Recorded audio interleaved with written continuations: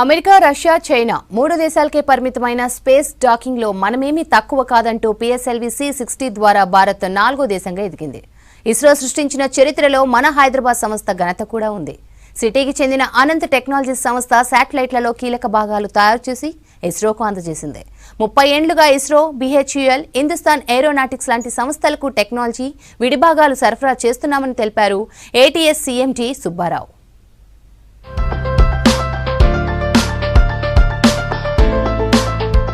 ఇస్రో విజయవంతంగా ప్రయోగించిన PSLV C-60కి అత్యంత కీలక పరికరాలను తయారు చేసింది హైదరాబాద్కు చెందిన అనంత్ టెక్నాలజీస్ ప్రైవేట్ లిమిటెడ్.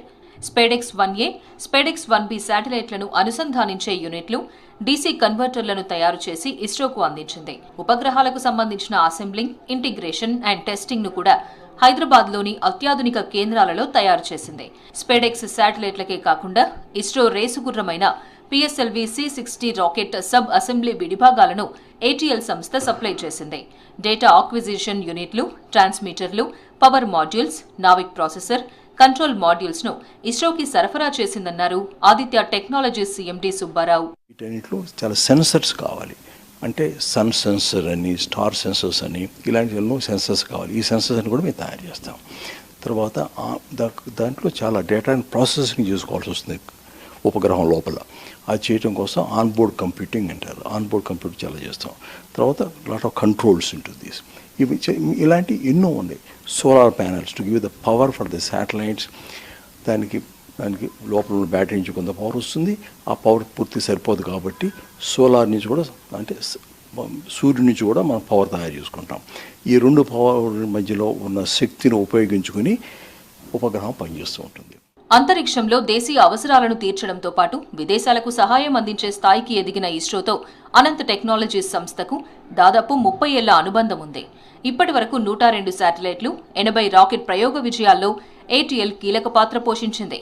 ముఖ్యమైన సాంకేతిక వ్యవస్థలను రూపొందించడంతో పాటు శాటిలైట్ సిస్టమ్స్, రాకెట్ భాగాలను తయారు చేసి ఇస్రోకు సరఫరా చేసింది.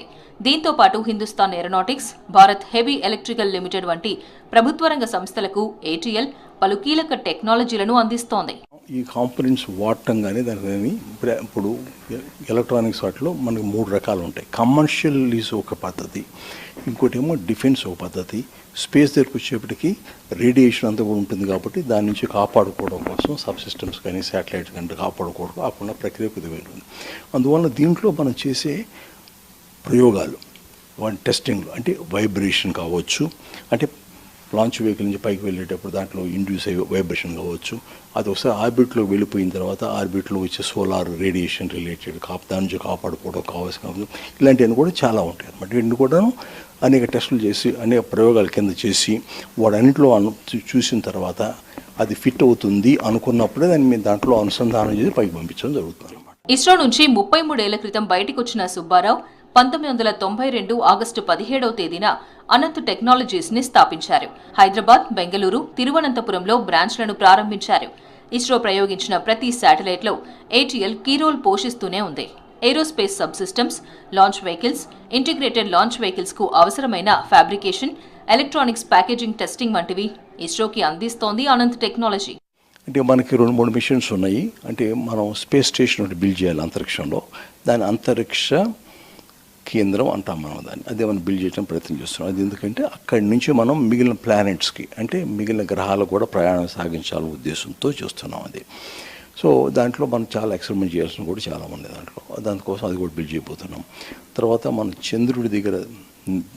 చంద్రుడి మీద దిగి అక్కడ ఉన్న దాంట్లో ఎలాంటి పరిస్థితులు ఉన్నాయి, ఏమిటి, అక్కడి నుంచి మనం మిగిలిన గ్రహాలకు ప్రయాణం చేయాలంటే ఈ విధంగా చేయవచ్చు అన్నది కూడా మన ప్రయత్నాలు జరుగుతున్నాయి. వీటిని భారత్కు ప్రత్యేకంగా స్పేస్ స్టేషన్ ని నిర్మించేందుకు ఇస్రోతో కలిసి కృషి చేస్తోంది అనంత్ టెక్నాలజీస్ ప్రైవేట్ లిమిటెడ్.